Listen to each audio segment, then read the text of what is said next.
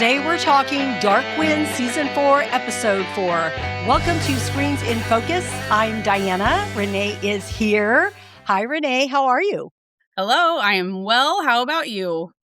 I am good. This episode, we had been anticipating their arrival in Los Angeles, but with that also brings the music. And there was some great 70s music in this episode. So our question of the day is, if you could add one more 70s song into Dark Winds, what would it be? All right, so we're going to think about it. Friends out there, you think about it, and then we'll answer it later on in the episode. And also, don't forget to stick around for our TV and movie recommendations. All right, so let's get to this. We are definitely not in Kansas anymore. We're in Los Angeles. We've got the Hollywood sign. We've got the Doors playing. And of course, Irene commits another murder to start us off. So what was your first reaction with this episode in Los Angeles? I just love how they just keep things so authentic. I just love that. You feel, from the clothing to the music to the scenery. And it's just like this series just really, makes you kind of feel like you just step right back into time, back in time. And so I thought they did such a great job. And I thought, like this episode, the pacing was a lot different this episode, I believe. I just felt I liked it. It seemed to go too fast, but they always do. Yeah. But I thought they did such a great job with so many different things that I'm sure we'll talk about some of the key, things that happened during that kind of quintessential 70s things, But yes, I thought it was awesome. I loved it too. As soon as Irene was making her way into the home of the person that she was about to murder, the door was different. So I thought, okay, she's somewhere else. And then, of course, we see her move on and do what she did. And then as it pans out, the Hollywood sign is there. And then so many other scenes when Joe and Bern are walking down the street and just the signs behind them, the hotel that they're at. I noticed the Griffith Observatory, just the landscape of it all. It was just, I just felt immersed with the music and the fashion and just architecture and just the mountains, the scenery, everything. So I just thought it was so great. And you're right, the pacing was so different, which I really appreciated because we're not like stuck in the same thing where we see the same things repeated. It is definitely different. And it went by so fast. My husband is like, what? It's over? And I'm like, yeah, I'm sorry. It's over. That went by really, really fast. It did. But one of the highlights to me was seeing Chee in this undercover mode. And we see the heightened symptoms of his ghost sickness. So what do you think about this whole storyline with Chee? Well, I think he's holding on to a lot of hurt and anger where, because of Joe and Bern, but then add to it this ghost sickness that continues to progress and not in a good way. It just keeps getting worse for him. And then he's got his memories of LA with his mom and his, childhood and things like that. So he's just got so much going on. And then when I realized he was going undercover, I was like, okay, wait, I don't know if this is the right thing, because we can really tell he's not in his self right now. He, there was that one look when he looked at the camera and he looked like evil almost. I was like, this is not him. Something is definitely affecting every part of him. So I love the storyline. Like you said, I do. I love it. But man, it just scares me because I don't know what's going to happen. It scares us for him because we know, well, we feel like we know him. Yes. And he's a good person. He's a kind person. And you're right, that look, I thought, are you channeling? Because you had talked about how the ghost sickness had taken maybe the parts of Albert or whatever it might be. And I'm thinking, I don't know, were those Albert's pupils looking out at us? I don't know. I mean, Albert was a good guy. I mean, but I'm sure he did some wrong things in his life, unfortunately. I feel like more will be revealed as we go along. So I don't know exactly how any of that works. But yeah, I was scared with him. And just like how everything is increasing, how the blood is increasing, the wounds are increasing, his agitation is increasing. So, and he's undercover as this Mike Garcia guy. So that was a highlight for me. Was there other highlights that you wanted to talk Just about? Irene, and I'm just so intrigued by her because we learned a lot of really cool stuff about her. I mean, not necessarily cool, but just interesting facts about her just in these couple scenes. And mostly we've seen this aggressive assassin, but it was really that tender moment with her and her dad. It was just like, she's this assassin and all this stuff, and her dad's got dementia or whatever's going on. And then she's just, okay, yeah, when the war's over, just, and caring for him. So it was just a completely different side to her that we hadn't seen yet. So I just, yeah, but then of course, questions around her is who was the man she killed and who is, what McNair is that, Yeah. Titus Welliver, is he McNair? I don't know. So there's more questions about, coming where she's concerned, but it was a very interesting going through her bunker with her, seeing all that, Yes. and seeing that her dad is there. Yeah. And that he has issues, and Yeah, he was in a I think he's still in uniform. the war. Yeah, I mean, I think his mind is stuck in the war because he pulls that gun on her, and he was talking about stuff, and yeah. I feel like even just with that gives a lot of insight into her background and her growing up. And the fact that they are in a bunker, but of course, then she probably has to keep him there because being a war criminal, Mhm. I don't know, right? Because Yeah, this is the 70s yeah. that this is happening. So it's all very, very intriguing as we get to know more about her. But also, she has Joe's picture with her. And she's like looking at it. She's folded over Emma. I'm surprised she didn't rip it out and stab Yeah. it in the eyes already. And also, when she goes to talk to McNair, who we think is Mhm. McNair, she wants to be sure she's paid.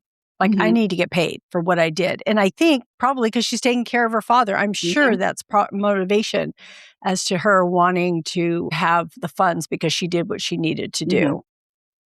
But she's just still so um, like methodical and just not empathy for other Yeah. people except for maybe her father. And she sprays on the wall.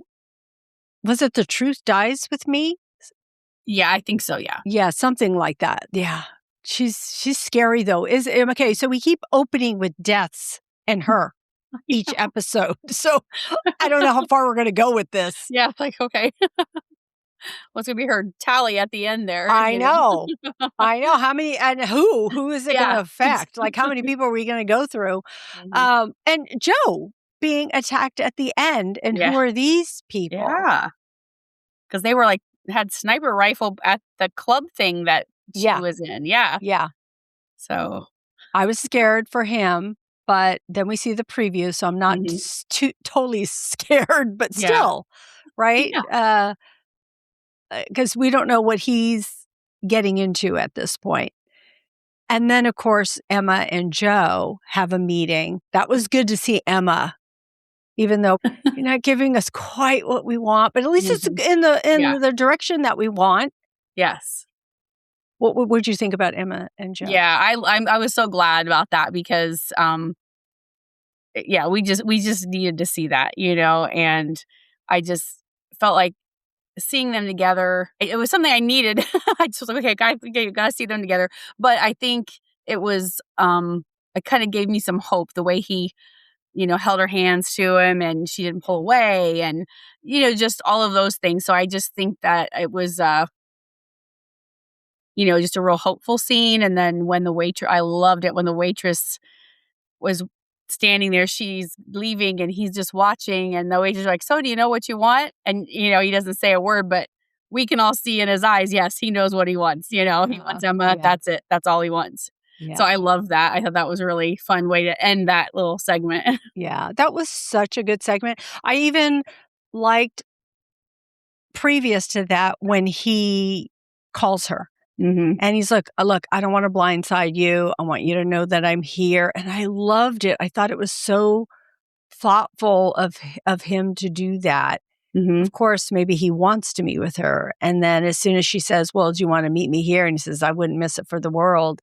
So I love the conversation that they had. And then their meeting, it was just it was quiet. It was different, right? Because we've seen them just be a little more loving to each other, right? So when they meet, it's like, are they going to hug? Are they going to kiss? Are they just going to be? Because we don't know the conversations that they've had on the phone since the last time that we saw her when she was driving away in that vehicle. So we don't know. So we just have to go off of what we're seeing here as to how they communicate and how much is she still mad at him? Is she not mad at him? Of course, she says she wants him to be happy and good. And he says, look, I'm retiring. And I'm, seeing the elders and I'm doing everything I need to do. And she says, I'm glad that you're doing that. But I think he's trying to say, look, I'm doing all the things that you wanted me to do. But without her, she's just not, she's only giving him so much, right? And she's just like, well, I'm busy. I gotta work. I gotta do what I need to do. So, well, he says, look, I have something for you, or gives her the tomato plants. And she says, oh, you built the fence. And then she notices his hands, which in a way shows she cares, and also that it's a reminder of their life together, of what it was. So, just that connection. I know it's going to take time, but I can't wait to see this unfold. Yeah. Even more so. Yeah. What else did you think about any of the relationships that we saw here? Irene and her obsession with Joe, because that seemed like an obsessed teenager hanging that picture, and so it was just so very different from, again, this assassin that we know her as. It's like that's not, it's uncharacteristic for what we think of that type of person. So it's still very confusing to me because she doesn't know that much about him. I know. It's just very odd, and why I'm curious to know why, like, she's, so obsessed with him when she's not spent time with him. She's only she talked to him one time. And so so I'm just curious, or has she been watching longer than we knew or something, or I don't know. But I just think it's very strange.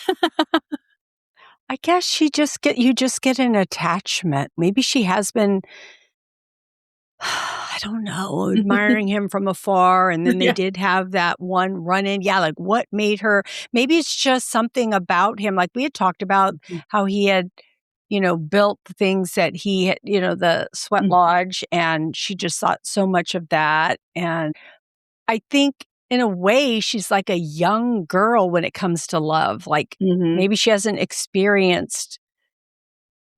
It can be so many things. I don't know. I don't know where her mind is, but we know it's not right. And so which again makes it very dangerous for Joe. I did want to bring up, because we had talked about the kiss last episode. We had talked about it, how it wasn't scripted. And she had just kissed him while they were rehearsing or filming. I don't know exactly. But did you happen to see that clip of them? Did you see any clips regarding this? It was interesting because they're both watching the scene of the kiss. And she says something to him like, I lean in, or I just kind of laid it on you. I don't know how she said it, but she goes, oh, are you going to, almost like she hadn't seen it, right? She's like, oh, are you going to like lean in? And then he says, I was in the editing room and I kissed you back, because that's what you do when somebody kisses you.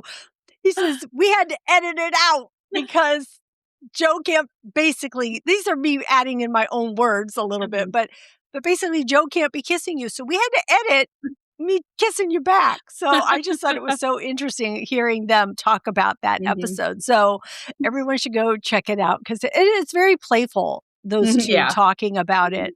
It was cute. I liked seeing that. But Bern and Chee, man, he is giving her the cold shoulder. And even she's like, geez, okay. But then she goes and talks to him at the hotel room. and says, basically like, what's happening here? And she's all, wait, you're still hung up on that? I think she thought maybe they'd gotten past it because they've gone Yeah. all the way to Mhm. Los Angeles, of course, in 2 separate cars. Yeah. That, So Bern must have rode with Joe. But what was interesting, I'm going to back up. We'll get to that moment of them in the car in just a second. But what I wanted to ask you was when they are going to the Indian Center and they're walking down the street and they're having a conversation. And is he telling her, like, look, you didn't handle this thing with Chee very well because it's kind of messy? He says something, and I'm like, wait, is he referring to Bern and Chee in the relationship? Because she's all, if you're going to let me run things, then you need to let me handle things the way that I need to handle them. And then they go in. I kind of remember something, but I guess, I like something about like you do relationships or something like that. I'll have to go back and watch it. I'm not a good input on that because I don't remember. Well, and also we don't know. We're not privy to whatever happened during the car ride. Yeah. I mean, Bern must have said, hey, I told him what was happening. Now he's pissed off at us. Or I guess Joe's not mad at Bern for spilling the beans because he doesn't appear to be upset about it. He's just going along as it is. I don't know. But I do want to talk about their scene together in the room because she's basically saying, like, this is what I thought was going to be the problem. Is that you're going to have these issues with, me taking over. And then she says, it's almost like you think I can't do this. Like, you don't think that I'm worthy of this. And he says, you left, Bern. And I feel like that had multiple meanings at that moment, right? Because you left. So why do you get to leave and come back and head up? Yeah. That's what I thought. Head this up. Yeah. But it could also be you left. You left me. You left us. You left knowing how much I cared about you. So I feel like it was more than just you left. I think he's using you left and maybe you shouldn't come back and be in charge. But I think emotionally, it's more than that. I think it's much deeper because everything always is, right? You use what's easiest to act like you're mad about, but there's layers to always something like that. It's like you abandoned me, right? And I trusted you. And now where are we? Plus, he's got that damn ghost sickness too. That is just turning into a whole horror story on its own. Yeah. It's funny. The scene went so fast. The pacing was so good. But then at the same time, this one is just so much more, I don't know, action oriented. Yeah, concise. It was just like, okay, this is happening, this is happening, this is happening. Yeah. What? It's over? You're like your husband. I did the exact same here with your husband. I was like, wait, did I fast forward? I was sure I did something because I was like, that can't be over. I know. Well, I watched this back to back twice. And yes, the pacing, it was really, really fast. Okay, so let's talk about Chee though, because he is having these crazy experiences. I mean, he is drinking, he is taking pills that Sonny is giving him. And, this ghost sickness is getting worse. And also, we find out that it's not real, it's psychological. So what did you think about all of that? Well, again, I really am enjoying this story because I can't wait, to see where it goes, And I think I mentioned last week, I think it'll get worse before it gets better. Yeah. But something significant's going to happen. But I also feel, it's interesting watching this process and see what's happening. But I feel like him not sharing it with Bern, someone he knows is she believes in this stuff. She knows how to do different things, the different ritual or what, I don't know if they're called rituals, whatever, her prayers and different things that she does. She knows about all these spiritual things and could help him. Yeah. So I feel like you're just being a brat again and not letting her help you because and I know we need the storyline and all that, but I just, share it with her because she's the one person who understands these things And he's admitted he just doesn't buy into it or whatever, Yeah. and he'd been gone for so long. So it's understandable. He didn't grow like, I'm sure he grew up at some point, but like when they moved to things, his mom probably didn't do all these things and keep him knowledgeable about it and stuff. So, you can understand why he's like, nah, this is a thing or whatever. But anyway, I feel and I feel like him not telling her and not getting her help, that could jeopardize the investigation, because you're already experiencing all these weird things, and now you're going to put pills and booze and whatever else to that. You're not, be in any kind of position to be going undercover with this situation. Yeah. Well, when he was high on Mhm. everything, I thought that Sonny had laced something in the pills that he Oh. gave him, because I'm like, so when I watched it the second time, I tried to pay closer attention to what was happening, but Sonny put like pills on the table and took two and drank. And then Chee does it. So I'm like, okay, Mhm. he didn't just give him pills. He Mhm. put them on the table. So that would have taken a lot of finagling to say, okay, these two and those two. So it made Yeah. me think that it wasn't that he laced Mhm. anything with them. I mean, yes, it could come out next episode that he Yeah. did, but it didn't appear that way. So I'm like, why is this guy okay and Chee is not? Of course, Chee could have been drinking a whole heck of a lot. Mhm. And then something you said earlier about the flashbacks about when he was a kid at the Indian Mhm. Center, that's weighing on him too. Mhm. So I think he's just trying to flush a lot of things out. Mhm. And then also his nosebleeds Mhm. and that wound on his body and the blister, it almost looks like that's in his side. Now, here's my little theory. I'm like, why does he have that? Why is it bubbling up? And then I thought, what if it's a gunshot wound? And what if it's Albert's gunshot wound? Because you had talked about how it could have been from the person in the death hogan when Mhm. that happened. I thought, oh, what if Mhm. it's that? Because why does he have something, unless again, it comes out to be something else that we don't know yet that will be Mhm. revealed later. But I Mhm. just think it's weird that he has that And it's bubbling moving. something. Yeah.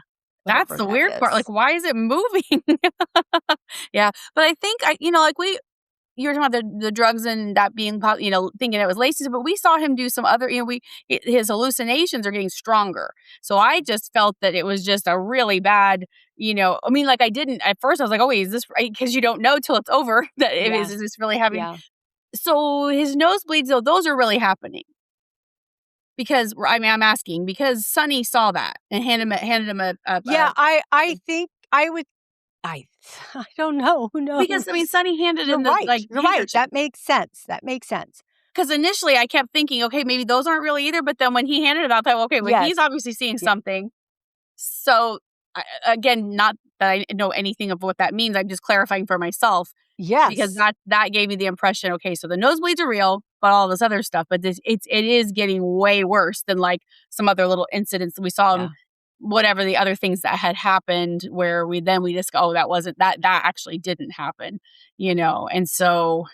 They also showed, though, when he was in the bathroom Mhm. and he was throwing up all over the place, um, when Bern comes in to get him, they show the sink and it doesn't look all messed up. Right, that's what I mean, Right? yeah, like, Yeah. so So I we was like, could tell like that part wasn't right. mhm, Also, when she had come to see him at the hotel room, she would have asked him, "Why is there blood on your white shirt?" Because yeah, he had just had his white shirt. She would have noticed blood on mhm, him. So it makes me think like the blood, at least on his body, is not real, mhm. even though the blood on his nose could be real. Right, because it's kind of Um, an indication that his hallucinations are coming on, it kinda seems like yeah. that happens, and then it seems like soon after that, something like that happens. Like, I guess, except when he met Sonny, I don't think he saw anything then, maybe. But I guess he did. He was flashbacking to his mom, wasn't he, before he went outside? So, yeah, Yes. it's like that nosebleed Yes. happened, and then these hallucinations or whatever he's experiencing starts. Right. And then right when you said that, I thought of something else.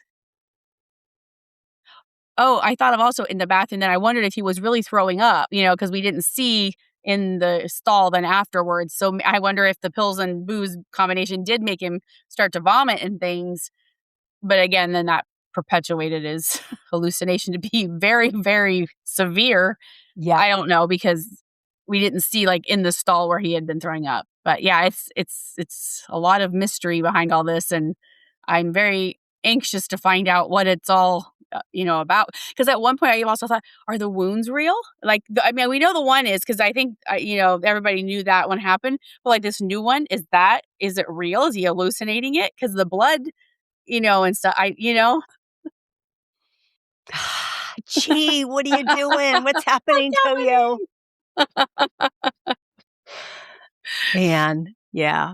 And okay, so I do want to talk about Sonny for a second. It's like, I mean, it looks like maybe he's stealing cars. He Mhm. wants to use Mike Garcia to help him steal cars, but then he's connected to McNair, probably, maybe. Maybe.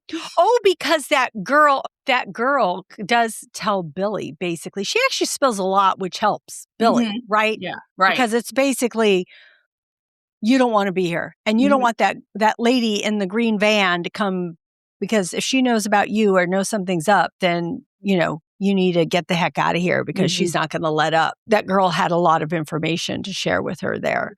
Mhm. So, I don't know. Do you have any thoughts on Sonny or any Yeah, of that? I'm wondering where he fits in. I mean, obviously he has a connection to Leroy, and which connects to Irene, who's connected to McNair, so they get all somewhere fits together. Yeah. So yeah, probably Sonny's, maybe he's the underling that's doing things for McNair, and somehow some of the, I don't know what McNair is in jail for or whatever, but Right.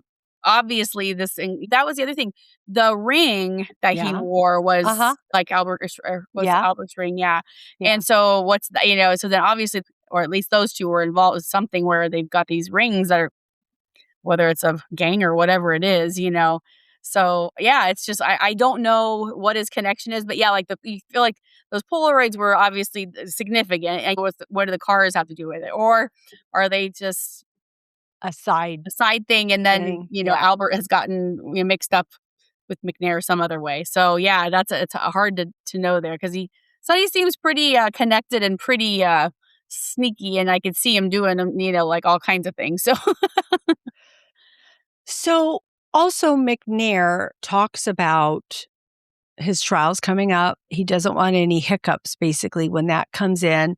Of course, he's probably hired her to get rid of people that could say the wrong thing or turn on him. But what is it that he's done? But again, we had talked about, I think in maybe the first episode, that it's got to be significant, because Mhm. you're paying her this money to get rid of people. And I can't imagine she's doing it for that cheap. Right.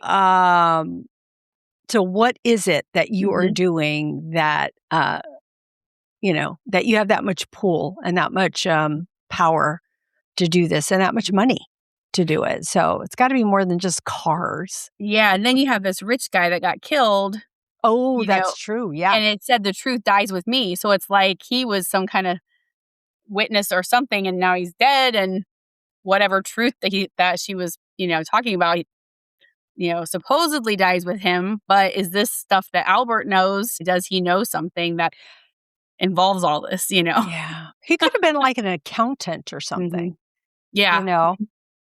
I mean, who knows? I mean, he didn't look like he was a rough guy, No, not at right? all. Yeah, I mean, I think he had, like, So, booze bottles in his bag or yes. like that. Yeah. He went So, and got obviously, that. he's Yeah. drinking to, maybe get rid of some woes. It's just really difficult to know if it's all connected or if it just happens to be, oh, Sonny knows him and so does this guy, and, he's not they're not all tied together, but it kind of feels like they'd be tied together. Yeah. Yeah, I don't know. We've been talking about how they integrate these cultural things, and it's just been so much fun to learn about them, because then I'm always Googling everything. Yeah. So I love that Joe used these stirring sticks to kind of open up that conversation with her. Like, hey, I'm here. Don't want to blindside you, blah, blah, blah. Oh, and by the way, I brought these because he knows they're important to her. Yeah. And so I did a little search on those just to, see where they were. And they're made from greasewood plant, the stems of the greasewood plant. And they are used to mix like corn batter and other foods and things like that. And they are sometimes called, I think they were called like mush sticks or something like that is another name that they call them. Okay. It's like the corn mush kind of stuff or whatever, Uh-huh. cornmeal mush. And when they made the food, they used it to make foods and things, but specifically for like life events, like girls, like they have, I don't know if it's a, I feel like it said like a puberty celebration kind of thing. I don't know exactly. I didn't have time to look through all that, but like things like that or other celebrations and things. So that's like they're Yeah. special for that. And they would utilize them, but they would also hang them in the kitchen or above the door. And it was supposed to signify that whatever household had these, that they would never go without food. So it's just a whole, kind of Yeah. very interesting. There's actually, if you Google it, there's a really interesting video. Or like I think the video, I don't know if it was English subtitled or not, but a lady describes it and it's kind of transcribed there so you can kind of learn about it. But yeah, so I just thought that was neat that he knew how important those were and that he's like, this is how I can get the I know. conversation started because he knew, he's like, I got to do something, I'm not going all this way and not seeing her, so I really like that he did that. Plus we learned some more culture. We did. I love that. I'm like glad that he brought him, and yes, that was a step to get closer. But then at the same time, I'm like, is that the last thing you have? You know what I mean? Like he needs to like give her one. Yeah. One at a time. I think it's I the rule. know. You have to, I know because I'm thinking, he doesn't even have their picture because Irene stole it. I know. And it's not like, and it's funny because at one point I thought that, and then I thought, he probably has that. And I'm like, no, this is 1970. He didn't have a cell phone laying around taking pictures of her, This was probably the only photo. True. Oh my gosh. So then that made me sad. Mm-hmm. Totally. Wow.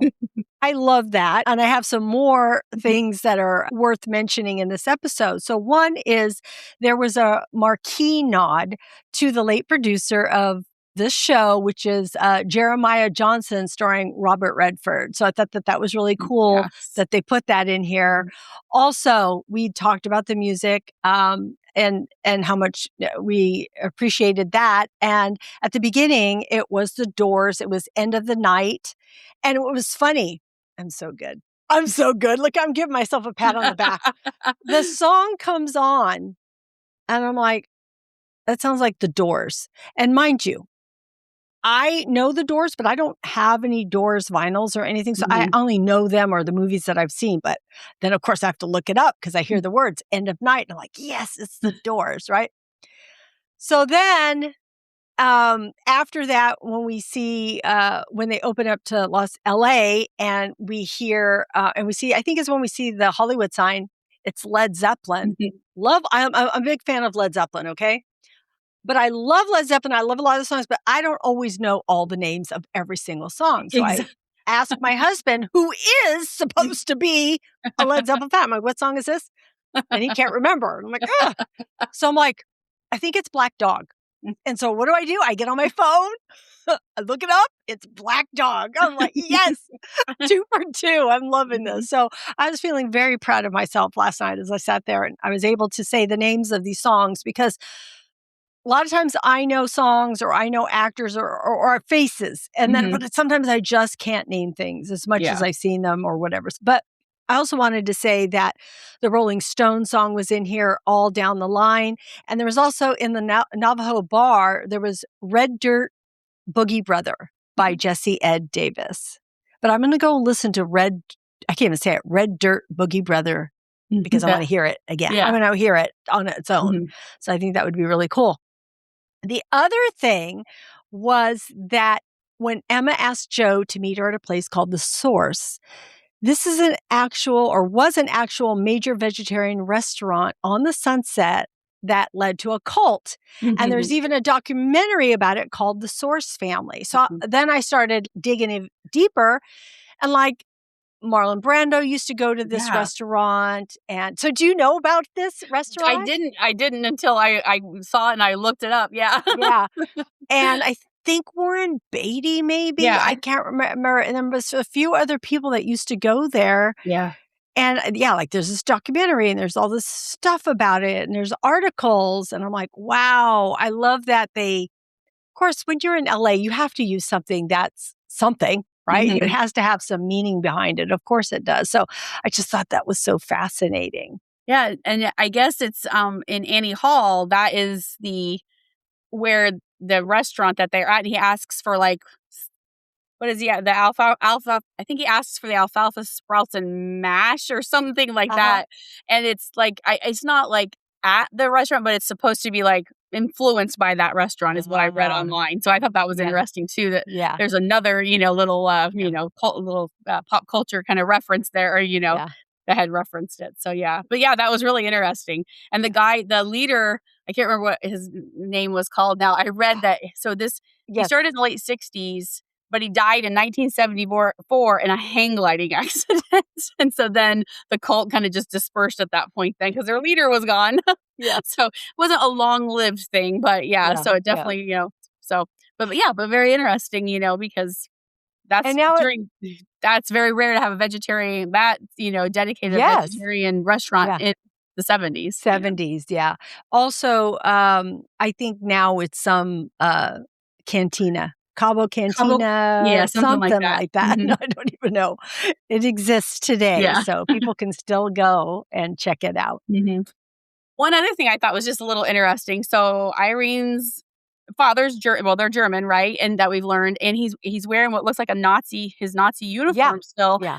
and he's painting, which was a hobby that Hitler also enjoyed Uh, and in his younger years because he wanted yeah, to be an artist. So yeah, I thought that was kind of yes, probably a little like, oh, look, he's doing this, kind yeah. of thing. So, not like a big deal, but it was just like something Yeah, I thought of. Yeah. all those I details, know. those details. Yeah. Just like, okay, this is the part worth mentioning, right? And we're gonna probably talk about it a little bit more, but the attire that they were wearing, and Sonny was wearing this polyester outfit that I'm like, I think I remember somebody in my family way back when, Yeah. uncle or whatever, wearing that outfit. I mean, it looked Mhm. really familiar. Yeah. So I just thought that that was so interesting to see. They're just so good at Mhm. the costuming and the details and just everything that they put together. Yeah, just really well done. All right. We are going to get to our rapid fire questions. So I'm going to ask you 4 questions, Renee. You're going to give me your first reaction to them, and I'll do the same. And you out there, please play along with us and do the same. So the first question is, who is the best dressed in this episode? And I kept looking, I'm like, "Oh, look at that's cool, that's cool." I kept, like, just thinking how cool everything was, but I'm gonna go with Bern because I just thought, her hair, her outfit, even that bag, I want that bag she was carrying, that was super cool, it had all these, like, leather pieces on it and things and stuff. I don't know, I just thought her whole getup just screamed the '70s, and I loved it. I love that too. So, okay, I kind of have a tie, but I'm going to tell you whose attire I did like. I did not like Joe's shirt. I'm like, what? What? Joe looks so good last episode, and then you go and put him in this shirt. I know, like, "Where'd you get that?"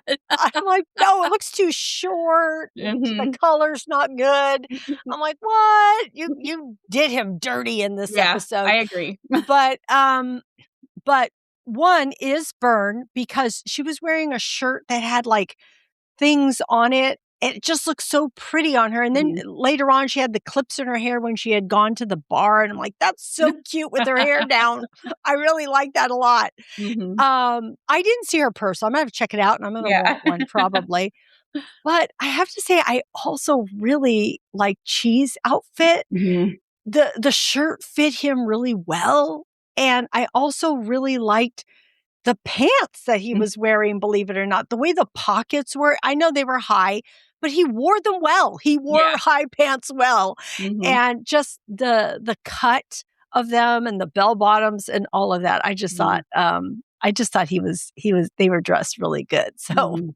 I had to choose them both because they were Yeah, both well, I've always thought that about him because, like, feel like he'd been away from the reservation, and then he comes back, the city guy, yeah, the FBI guy, and he was always very true. until they put him in the uniform. Prior Yeah. to that, he was very sharply dressed all the time, Yeah. and, like, very '70s, Yeah. with the jackets and the lapels and all that, everything. So, yeah, he's always I think his costume his stuff has been very, very good, yeah. Yeah. Wait, one thing I do want to bring up when he had the flashback of when he was a kid, I don't know if you thought this, but I thought that the kid of him look just like him.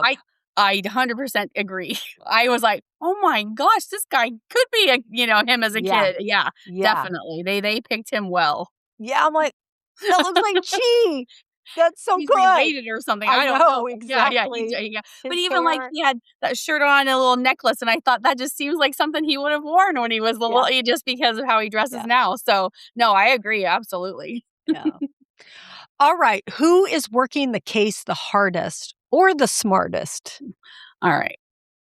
The hardest, definitely not the smartest. Chee. I feel like he's very into it because he's trying to prove that I feel like he's doing this to prove to Joe and Bern that he is the right man for the job, not her. And I feel like that's his motivation, whether that's right or wrong. That's what I feel.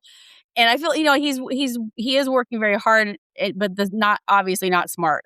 You don't do drugs and you don't do this when you're, I mean, you're already in your emotional state's a wreck right now. You do not need to add these substances to you.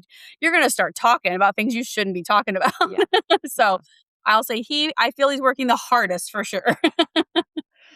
So, and I'll go with the smartest, and I think it's Joe because two different points. One, when he leaves his hotel room, he puts that piece of paper in his lock because he wants to make sure no one breaks into his place. And so I'm like, ooh, he's being so smart. I love that they show that. And then at the end, because he's getting to a high vantage point and he's watching Bern and see if Billy comes out and Chee and making sure they're all safe. So he's being, protective and good and doing what he needs to. But then he's also being observant. He's all, what is happening over there? And then he heads over there. Okay. Maybe it's not the best scene to go in by yourself, but I don't care. Well, he thought it was one person. Yeah, he thought it was one person. He didn't see the other person. Yeah. Yeah, and I don't think he knew what he was going to find there. But I also think that he fought good. Like that guy came and he got him over and he, threw him over. But then another guy came and it's like, damn it. It's hard. It's hard to fight against two people. But I would say, that would be my pick. All right. What moment surprised you the most in this episode? I think Joe being attacked by those guys. I was like, didn't, I expect him to go up there and maybe they ran off and the stuff was still sitting, like just that was all he was going to find. I was surprised that not only the one person, but two people attacked him, so that did surprise me. Who surprised me the most? Well, it's got to be Irene because she's always surprising me with true. God knows what. I'm like, what's she doing next? I don't know what she's going to do. She's killing this person. Now she's got a dad. He's got dementia. He's wearing a Nazi uniform. Living I'm in like, a bunker. What's happening? And then she's all smiling at Joe's picture. I'm like, that woman. She's surprising me one turn after another. So I have to say it's her. Yeah. Okay. And saying that, what do you think Irene's next move is? Well, she's got to get out her mop and clean things up. So I'm thinking Billy is high on that list of the cleanup process. If she wants to get paid, she's going to have to get Billy, I think. And whether she'll kill her or just find out what she knows but I feel like that's her next thing will be to pursue Billy diligently, like she has been looking for her, but now I think after this meeting, she's got to, find her. Whoa, I think that is her next move. But then I kind of think something's going to happen, right? Because she's going to get a little jealous of what's happening with Joe. And I don't know. She didn't spot him yet, with Emma. So unless she's going to go. We know of. Yeah. Or else she's going to go check out where Emma's living. I don't know that because we have 4 more. So we still have a little ways to go. So. Yeah. There are going to be some hiccups along the way. What's next episode going to be about, you know? Is it going to be Joe figuring out who the heck these people are and what's happening there? So I thought we got a lot of Irene this episode, which was nice. So, all right. So we are circling back to our question of the day, which is loaded. So you guys know Renee and we love music. So going to be hard to narrow this down, but the question of the day is, if you could add one more 70s song into Dark Winds, what would it be? As everyone, if people have watched other of our episodes, the music, like you mentioned that we love it. So I was like, okay, what 70? And my brain was reeling. I'm like, oh my gosh, there's too many songs. But I settled on, I thought we need some Queen in there. So I was thinking something kind of rockin' and aggressive and that. So I Sheer Heart Attack or Stone Cold Crazy by Queen, I thought would be very good. Or a completely random one was a Search and Destroy by the Stooges, because that's a really good rockin' one. And I think that would be really cool. So that I couldn't narrow, that's as much as I could narrow it down. That's good. You're good. And those are good ones. I like it. I'm such a Queen fan too, so Yeah. it's like so perfect. I mean, okay. I do want to say I would have never thought that Led Zeppelin would be in here because Led Zeppelin holds on to their music. Like Yeah. they don't let people play their music. So, Mhm. which I think that they should because Mhm. we had talked or I had talked about this with Sam on Stranger Things Mhm. because they wanted to use Led Zeppelin and Mhm. I don't think they okayed it and they ended up using Prince, which was Mhm. amazing.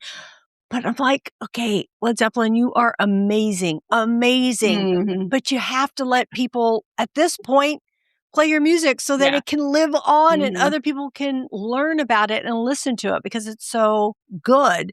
Mhm. But I mean, it's their music. They get to do whatever they want Yeah. with it. But I just like, I would love to hear more of it. So I was really surprised to hear it here. Mhm. Um, it could have been a million reasons why. Maybe it's the show, what the Mhm. show represents. Maybe they thought, well, this is something really good that, we want to get behind and have our Mhm. music in. I don't know. I'm going to go check that out Yeah. next. But in saying that, I have too many. One could be Fleetwood Mac, The Chain, Yeah. right? Because it Sure. reflects betrayal and tension and emotional stakes, and it could tie to Chee and Bern. If we one of my I just love hearing his music is Tom Petty.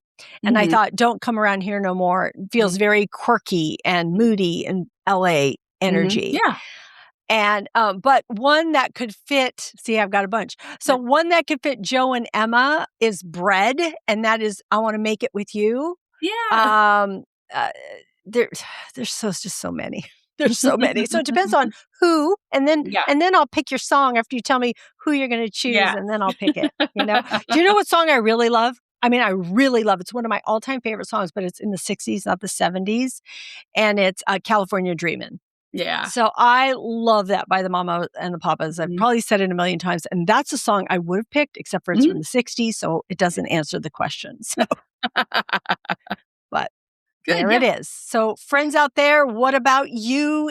If you could add one more '70s song to Dark Winds, what would it be? Please share it with us. You can share it with us if you're watching on YouTube in the comments. You can go to any of our social media and you can get there by going to screensoffocus.com. All of our social media links are there.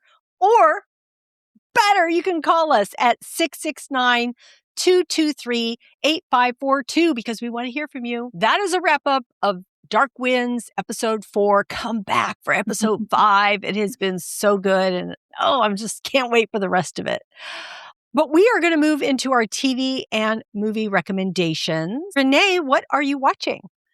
So I started watching Young Sherlock because I was like, "Oh, let's just see what this is about." And I just watched the first episode and it was good. It wasn't like great or whatever, but it was interesting how the story started and progressed and everything. So yeah, I'll continue to watch it.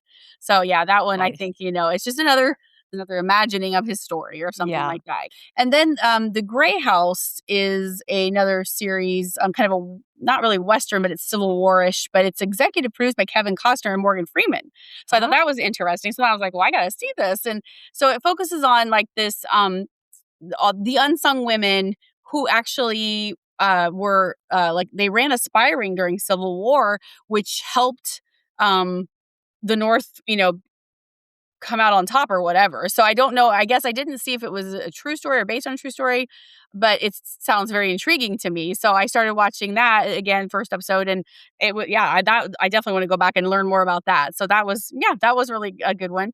And then this one I've been waiting for. It's called Frackham Hall, and it's kind of a satirical British comedy, and it's set in the 1930s and this in England, this wealthy family and all their excess and ridiculousness. But there's all these just hilarious, like some of the things that you don't even notice them. They're like happening like just goofball things that like one that it doesn't give any kind of thing away. I'm watching, I'm like, wait, how did that glass? There was a glass on her shoulder. Like there was like a cocktail glass sitting on her shoulder and she walks off with it. And I was like, when did and, like I must have looked away for a split second to see how it got there. Well, here the man behind her must have thought her little lapel things were flat and he sat his drink and then when he turned around it was gone and he was like I mean just goofball things like that. Some of them are pretty dumb but you still kind of chuckle because they're so goofy, you know. Yes. But it's I mean I like in my notes I put a bit corny but I'll definitely finish it. But you know it's just kind of making fun of that whole Downton Abbey and that you know what these people with all this money ask for and expect of their servants and have that nobody else has because they have the money, you know. So it's just kind of funny. Yeah. So it's a movie. And I didn't get to watch it all yet, but I probably watched the first quarter of it, and I was like, yeah, I'm definitely finishing this because it was fun. Yeah. So yeah. There are so many things out right now that I cannot keep up. Like I am trying so hard and with the Oscars and watching everything to catch up on that. And then having, Dark Winds and just all the regular shows, The Pit and everything that we watch. I'm like, oh, shoot. And then here comes a slew of other new TV shows and movies that I would love to watch. And I'm behind on Paradise. I'm behind on The Night Agent. I'm watching those, but I haven't watched them. Yeah. I mean, those are legit ones that I would need to get to, and I haven't been able to because I've been so busy. And then now I started watching Traitors on Peacock, which that's a long story in itself, but I'm a fan. I watched the first season. I'm a fan and I have a month trial. So I'm going to try and watch this current season. I'm watching all the reality shows. So in saying all that, sorry, 2 new shows that just came out. One is Rooster on HBO Max with Steve Carell. And the other one is DTF St. Louis on HBO Max. So I watched the first episode of both of these last night. And I have to say, I'm a big fan of Steve Carell, but the show itself, he's funny. He can just do nothing or whatever.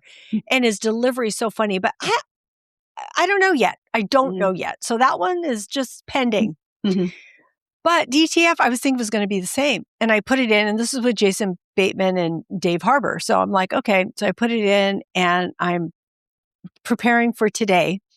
And all of a sudden I found myself like, what is happening? And it's actually the supporting cast that has me intrigued. There is a murder, which I had no idea there was going to be a murder. And they're investigating the murder. And they're talking about one of the detectives. There's 2 different detectives that come on the scene. And one of them says, oh, this is porn. And the other one says, that's not porn. And then they're having a discussion about it. Like they're coming at it from 2 different angles. It got me gripped. Like now I'm like, I want to know what's going to happen. I'm so intrigued. So I have to say that one did get me. So I'm really, I can't wait to see the next episode for that one. And then for movies on Netflix, I watched The War Machine. I think his name is Alan Richman. Guy on Reacher is in this. And it was so good. And you know what? You'd probably like it. It's a sci-fi and action. And so it's nothing like groundbreaking, but it's a solid action movie about alien. So I really enjoyed it. My husband enjoyed it. We just had a good time. So anyway, those are our recommendations. If you want more recommendations, check out Screens in Focus, TikTok, or YouTube, and we give short reviews on everything. But I want to thank Renee for being here today. Thank you, Renee, for always being here to talk about anything, but today to talk about Dark Winds and music. Yes, of course. I'm there. You know, those are, 2 good topics for me. So yes, thank you for always asking. I love it. I just enjoy it so much. I'm so glad we have 4 more. Yay. I know. All right. Friends out there, thank you for joining us. We're so thrilled that you joined us today, and we hope we gave you some insight, something to think about, maybe a chuckle, some inspiration. Please share this podcast with a friend. We would love that. You can always get to us at screensinfocus.com. Please subscribe and keep watching, keep exploring, and keep those screens in focus. We will see you next time.